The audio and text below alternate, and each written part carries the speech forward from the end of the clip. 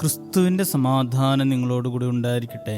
വചനകിരണത്തിലേക്ക് ഏവർക്കും സ്വാഗതം. സ്ഥിരം മദ്യപാനിയായ ഒരു മനുഷ്യനെ അദ്ദേഹത്തിൻ്റെ ഭാര്യ എന്നും ഉപദേശിക്കും. ഈ മദ്യപാനം ആപത്താണ്, അത് നമ്മുടെ കുടുംബം തകർക്കും, കുട്ടികളുടെ മാനസിക ആരോഗ്യത്തെ ബാധിക്കും, സമ്പത്തില്ലാതാക്കും. ഇങ്ങനെയൊക്കെ പലതരത്തിൽ ഉപദേശിച്ചാലും അദ്ദേഹം പറയുന്ന മറുപടി, ഇതെൻ്റെ കുഴപ്പമല്ല, മദ്യം എന്നെ പിടിച്ചു വെച്ചിരിക്കുകയാണ്, ഞാൻ മദ്യത്തെ പിടിച്ചു വെച്ചിരിക്കുന്നതല്ല. അവസാനം ആ സ്ത്രീ ഗ്രാമത്തിലുള്ള ഒരു ഗുരുവിനെ കണ്ട് ഭർത്താവിൻ്റെ ദുശീലത്തെക്കുറിച്ചുള്ള സങ്കടം പങ്കുവച്ചു. ഗുരു പറഞ്ഞു, നാളെ രാവിലെ ഭർത്താവിനെയും കൂട്ടി എൻ്റെ അടുക്കൽ വരിക. അങ്ങനെ പിറ്റേ ദിവസം ഭാര്യയും ഭർത്താവും കൂടി ഗുരുവിനെ കാണാനെത്തി. എന്നാൽ ഗുരു ഒരു മരത്തെ കെട്ടിപ്പിടിച്ച് നിൽക്കുന്നതാണ് അവർ കണ്ടത്. ഗുരു പറഞ്ഞു, നിങ്ങൾ പോയിട്ട് നാളെ വരിക.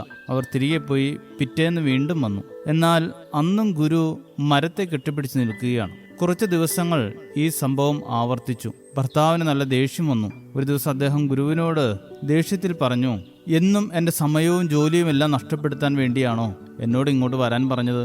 ഗുരു പറഞ്ഞു, എനിക്ക് താങ്കളെ സഹായിക്കണമെന്നുണ്ട്, പക്ഷേ ഈ മരം എന്നെ പിടിച്ചു വെച്ചിരിക്കുകയാണ്, അതുകൊണ്ടാണ് എനിക്കൊന്നും ചെയ്യാൻ പറ്റാത്തത്. ഭർത്താവിന് തൻ്റെ തെറ്റ് മനസ്സിലായി. ഗുരു പറഞ്ഞു, നീ മദ്യപാനത്തെ പിടിച്ചു വെച്ചിരിക്കുന്നത് ഇതുപോലെയാണ്. നമ്മളിൽ പലരും ഇതുപോലെയാണ്. ചില ദുശീലങ്ങൾ പിന്തുടരുന്നവർ അതിൽ നിന്ന് പിന്തിരിയാൻ ആഗ്രഹമുണ്ടെന്നൊക്കെ പറയും, പക്ഷേ അതിനുള്ള ശ്രമമൊന്നും ജീവിതത്തിൽ ഉണ്ടാകില്ല. തിരുത്താൻ പറ്റാത്ത ദുശീലങ്ങളൊന്നും നമ്മുടെ ജീവിതത്തിലില്ല. പക്ഷേ തിരുത്തണമെങ്കിൽ നല്ല പരിശ്രമം ആവശ്യമാണ്.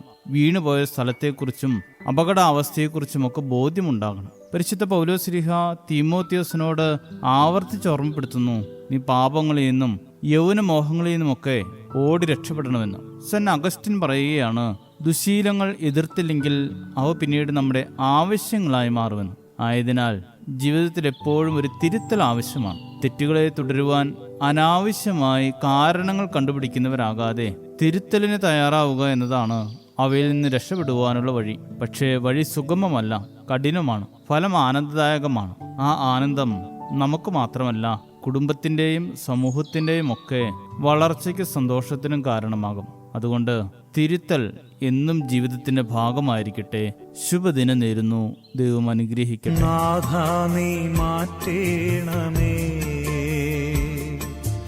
എന്നെ നീ മാറ്റേണമേ,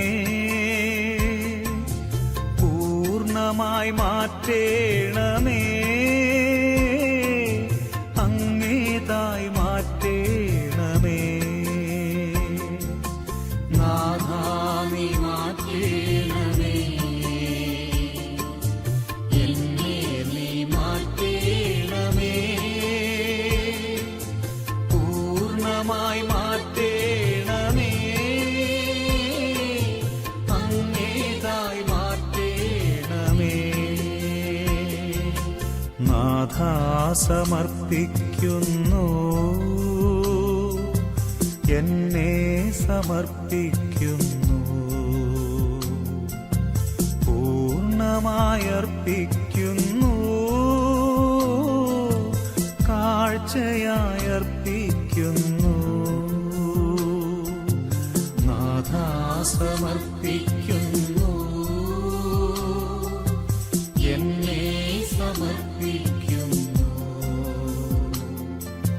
പൂർണ്ണമായർപ്പിക്കുന്നു, കാഴ്ചയായർപ്പിക്കുന്നു.